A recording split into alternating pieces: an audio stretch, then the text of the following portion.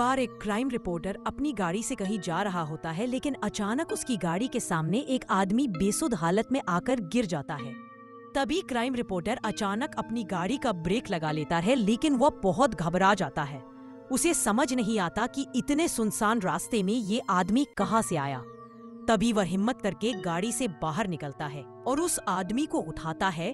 तभी वह घबराते हुए रिपोर्टर से बताता है कि कोई उसे जान से मारना चाहता है, इसीलिए वह अपनी जान बचाकर भाग रहा था। लेकिन रिपोर्टर को उसकी बात पर भरोसा नहीं होता।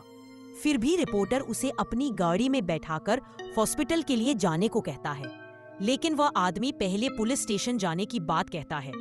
अब रिपोर्टर को थोड़ा उस पर भरोसा होने लगता है, लेकिन अब रिपोर्टर के दिल में यह ख्याल आ जाता है कि क्यों ना यह केस वह सुलझा दे और बाद में पुलिस को इन्फॉर्म करे। और यही रिपोर्टर की सबसे बड़ी गलती होती है, जो कि एक नए अध्याय की शुरुआत करती है। अब तक रिपोर्टर को उस इंसान पर पूरा भरोसा हो चुका होता है और वह उसकी बातों में आ जाता है।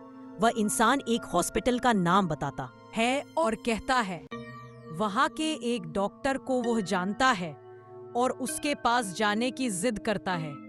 तभी रिपोर्टर उसकी बात मानकर उसे वहां ले जाता है। हॉस्पिटल पहुंचकर उन्हें पता चलता है कि डॉक्टर तो आज छुट्टी पर है और वो अपने घर में ही होंगे। तभी वह इंसान रिपोर्टर कहता है कि डॉक्टर से घर जाकर मिलते हैं।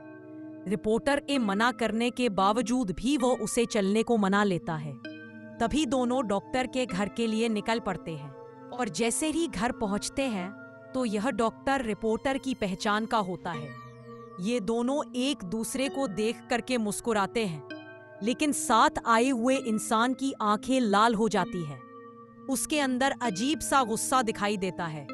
डॉक्टर रिपोर्टर को घर के अंदर बुलाते हैं। डॉक्टर घर में अकेले ही होते हैं और इतनी रात को अचानक इनके आने से डॉक्टर को कुछ अजीब लगता है। फिर भी वह रिपोर्टर से पहले से परिचित होने की वजह से दिमाग पर ज्यादा जोर नहीं देते हैं। तभी रिपोर्टर डॉक्टर को सारी घटना बताते हैं, लेकिन डॉक्टर को फिर भी यह बात समझ नहीं आती कि ये आदमी उन्हें कैसे जानता है जो रिपोर्टर के साथ आया है।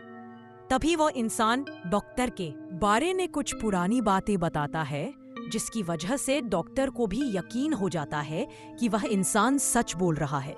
शायद डॉक्टर ही उसे भूल गए होंगे। अचानक डॉक्टर उठकर कहते हैं, रुकिए, मैं आप लोगों के लिए चाय ले आता हूँ। तभी वह आदमी कहता है, आप रहने दीजिए, मैं चाय बना देता हूँ। आप मुझे अपने किचन का रास्ता बता दीजिए। लेकिन डॉक्टर को यह अनुचित लगता है तो वह उसे मना करते हैं, लेकिन वह इंसान काफी जिद करने लगता है तो डॉक्टर को मजबूरी में उसे किचन तक ले जाना पड़ता है और डॉक्टर उसे चाय का सामान देते हैं और बाहर चले जाते हैं। तभी वह आदमी गैस का रेगुलेटर ऑन करके किचन की सारी खिड़कियां बंद कर देता है और थोड़ी देर बाद डॉक्टर को आवाज देता है कि आपका लाइटर नहीं चल रहा। डॉक्टर जैसे ही किचन में आते हैं तो उन्हें गैस की बदबू आती है, लेकिन वह सामान्य बात समझकर उस इंसान से लाइटर लेते हैं और जैसे ही वे लाइटर जलाते हैं वह आदमी बाहर भाग जाता है और अचानक गैस की आग डॉक्टर को चपेट में ले लेती है। अचानक हुई ऐसी घटना से रिपोर्टर को कुछ समझ नहीं आता और वह रिपोर्टर उस आदमी के साथ घर के बाहर भागता है। रिपोर्टर यह घटना देखकर जल्दी से पुलिस को इन्फॉर्म करता है और साथ ही साथ फायर ब्रिगेड को भी बुलाता है, लेकिन तब तक बहुत देर हो चुकी होती है। घटना स्थल पर पुलिस के आने के बाद रिपोर्टर उस आदमी के साथ वहां से निकल जाता है और गाड़ी की स्पीड तेज करते हुए कहीं अकेले स्थान में जाना चाहता है। दरअसल ये सब देख करके उसका दिमाग घूम चुका था। उसे कुछ समझ नहीं आ रहा था कि यह सब क्या चल रहा है।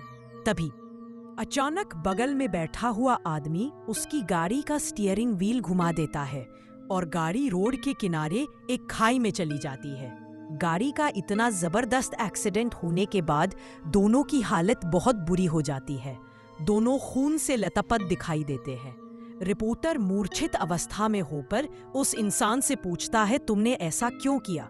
तभी वो इंसान जोर जोर से हंसने लगता है और रिपोर्टर से कहता है, मेरा सोनू सो गया। रिपोर्टर यह सुनकर चकित रह जाता है, क्योंकि इस नाम से तो उसे उसकी प्रेमिका बुलाती थी, जो कुछ सालों पहले गुजर चुकी थी, जिसकी वजह यह रिपोर्टर ही था। जिसने उसे अपने प्यार के जाल में फंसाकर उसे गर्भवती कर दिया था। और जब बाद में लड़की ने शादी करने के लिए कहा है तो वह मना करने लगा, लेकिन लड़की की जिद करने के बाद वह शादी के लिए मान गया।